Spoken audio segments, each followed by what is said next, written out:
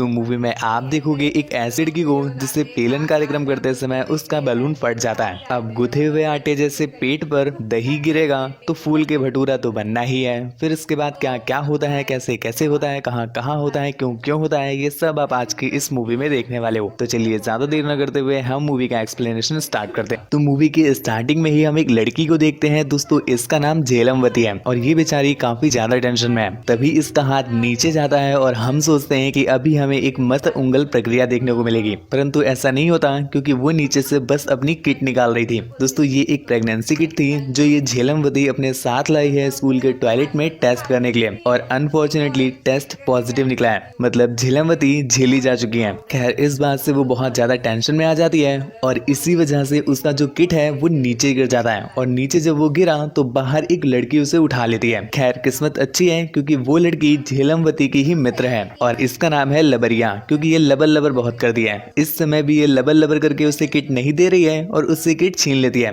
यहाँ पर झेलमवती को लगता है कि चलो ठीक है, टेस्ट तो हो ही चुका है, अब तो लंका लग ही चुकी है, तो कोई नहीं, किट मुझे फेंकना है तो ये फेंक देगी जा करके। परंतु लबरिया इतनी बड़ी सूतिया कि उसने वो किट उठा करके स्कूल के ही डस्टबिन में फेंक दी। खैर वो किट जल जाती, कट जाती, मर जाती, पिट जाती, घिस जाती, कुछ भी हो जाता तो इतना दुख ना होता, परंतु उस किट को कुछ भी ना सूझा, वो लग गई सीधा स्कूल के स्टूडेंट्स के हाथ में। अब यहाँ पर स्कूल के स्टूडेंट्स ये जान करके बड़ा शॉक होते हैं कि उनके ही स्कूल का कोई है जो कि प्रेग्नेंट है। अब ये तो आप भी जानते हो कि स्कूल में दो ही चीजें सबसे ज्यादा फैलती हैं, एक तो किसी का मैटर हो या फिर ठंडियों के टाइम पर लाएगी मूंगफली हो। खैर यहाँ पर तो मैटर की बात है, तो वो भी पूरे स्कूल में ऐसा फैलता है कि कुछ ही घंटों में सभी लोगों को पता चल गया कि उनके ही स्कूल में कोई बंदी प्रेग्नेंट है। खैर ये कोई खास बड़ी भसड़ नहीं है, परंतु सबसे बड़ी भसड़ ये है कि आखिर झेलमवती अपना अबॉर्शन करवाए कैसे, क्योंकि अबॉर्शन बिना पेरेंट्स के साइन के नहीं हो सकता। खैर ये भी इतनी खास बड़ी टेंशन वाली बात नहीं थी।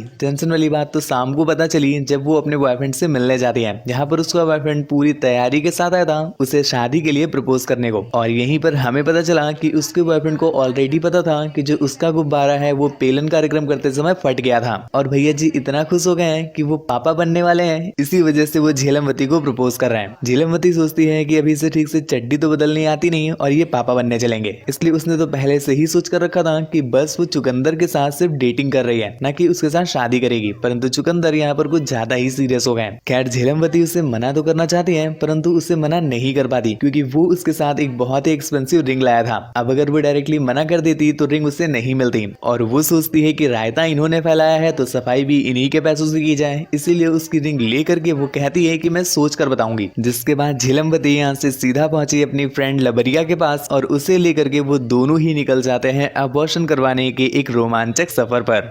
सफर इसलिए बोल रहा हूँ क्योंकि ये आसपास के किसी भी हॉस्पिटल से नहीं बल्कि एक दूसरी सिटी के हॉस्पिटल से अबॉर्शन करवाने के लिए जा रहे थे। अब जाने के लिए उन्हें पैसों की जरूरत पड़ेगी और इसीलिए तो झेलमवती ने रिंग ली है, तो यहाँ से वो सीधा जाती है रिंग को बेचने के लिए। परंतु एक छोटी सी प्रॉब्लम हो गई क्योंकि उनके पीछे पीछे चुकंदर भी उन्हें सूंघते सूंघते वहां पर आ गए, और वहां पहुंच करके उन्हें सब कुछ पता चल जाता है कि झेलमवती आखिर करना क्या चाहती हैं। जिसके बाद वो उन्हें रोकता है और रिक्वेस्ट करता है कि प्लीज ऐसा मत करो, परंतु झेलमवती उसकी बात कहीं से भी नहीं मान सकती थी। उसे खुद का बोझ तो झेला नहीं जा रहा, वो अभी एक और बच्चा टांग ले, इसलिए वो इस बच्चे के लिए साफ साफ मना कर देती है। खैर यहाँ पर जो लेडी उनसे रिंग ले रही थी वो काफी डिसेंट थी। उसे जब झेलमवती की बात समझ में आती है तो वो चुकंदर को गन पॉइंट पर ले लेती है और उसे बहुत प्यार से समझाते हुए कहती है, पेलने से पहले क्या खाकर आया था तू भांग धतूरा? जब पता था तुझे कि फट गया है तो रहने देता अपनी हवस को आधा अधूरा, लेकिन नहीं, तुझे तो करना था अपनी हवस को पूरा, इसलिए तूने रगड़ा अपना जमूरा। इसके गुथे हुए मैदे जैसे पेट ने जब पाया तेरा दही तो वो फूल करके बन गया भटूरा।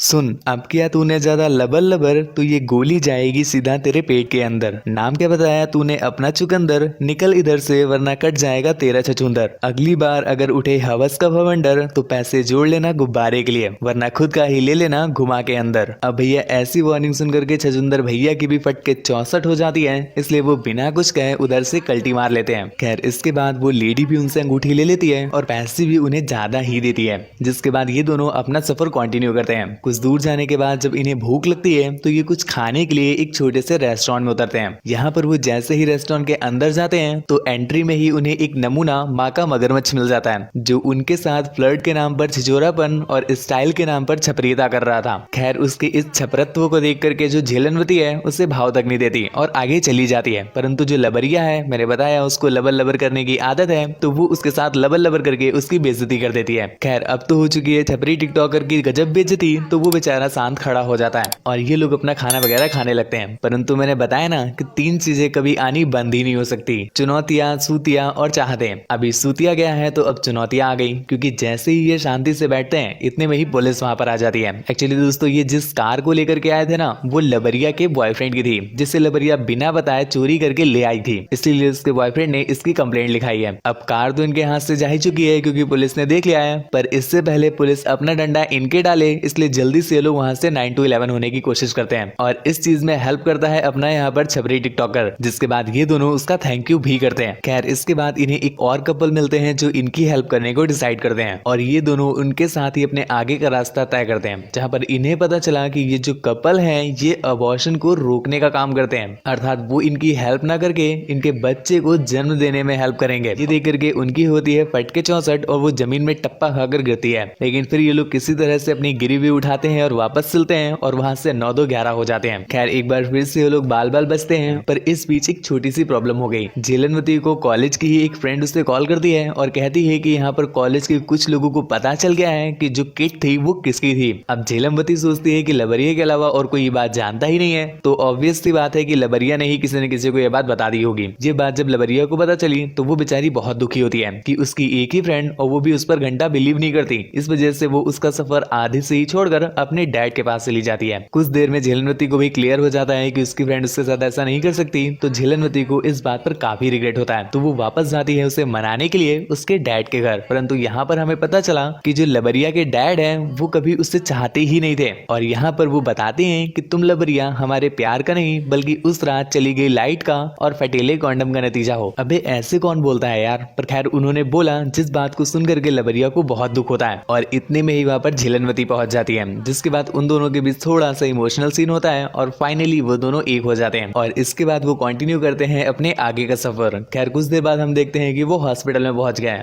इतनी जल्दी कैसे पहुंच गए, अभी तो चुनौतियां या सूतियां आना बाकी है ना। आ तो गया सूतियां। वहां पहुंच करके वो झेलनवती से कहता है कि प्लीज बाबू मेरे साथ शादी कर लो ना, परंतु झेलनवती कहती है कि मैं तुम्हारे साथ कभी भी शादी नहीं कर सकती क्योंकि तुम सूतिया हो। चुकंदर उसे काफी तरह से धमकाने की, मनाने की, पुचकारने की, लचकारने की कोशिश करता है, परंतु झेलनवती नहीं मानती और यहाँ पर फाइनली उनका ब्रेकअप भी हो जाता है, जिसके कुछ देर के बाद उसे ऑपरेशन थिएटर में ले जाते हैं और फाइनली उसका अबॉर्शन हो जाता है। जिसके बाद मूवी के एंडिंग में हम देखते हैं कि कॉलेज में कोई भी नहीं जान पाया कि झेलनवती का कभी अबॉर्शन भी हुआ था या वो कभी प्रेग्नेंट भी हुई थी, परंतु इस चीज से एक फायदा तो हुआ है कि झेलनवती की लबरिया के साथ जो फ्रेंडशिप थी वो और भी ज्यादा गहरी हो गई है। जिसके बाद ये दोनों एक और सफर के लिए निकल जाते हैं और मूवी यहीं पर एंड हो गई। और दोस्तों मूवी के एंड में आपको क्लियर कर दूं, हो सकता है आप लोग मूवी को कुछ रॉन्ग वे में ले रहे होगे, तो मूवी बस आपको इतना सिखाना चाहती थी कि गर्लफ्रेंड बॉयफ्रेंड के बीच में पेलन कार्यक्रम एक नॉर्मल चीज है, परंतु उसे सेफ्टी के साथ करना चाहिए। परंतु यदि किसी रीजन की वजह से सेफ्टी ब्रेक हो गई है और आप लायक नहीं है एक बेबी को हैंडल करने के लिए, तो ऐसे में आप अपना डिसीजन ले सकते हो, बस वो डिसीजन आपको अपने पेरेंट्स से छुपाना नहीं चाहिए। और यही रीजन है कि मूवी के एंडिंग में हम देखते भी हैं कि जो झेलनवती है वो अपनी मॉम से ये सारी बात शेयर कर देती है। और मूवी में हमने एक और चीज देखी है कि चुकंदर जो था वो सच में सूतिया था, अगर उनका बेबी हो भी जाता तो वो दोनों उसे हैंडल ना कर पाते। खैर ये तो मूवी की समरी थी जो मूवी हमें समझाना चाहती है, ये कोई मेरी पर्सनल टिप्पणी नहीं है और ना ही मैं इस पर कोई टिप्पणी करना चाहता हूँ। मूवी बस एंटरटेनमेंट पर्पस के लिए होती है। आई होप आप भी इसे एंटरटेनमेंट पर्पस में ही लोगे।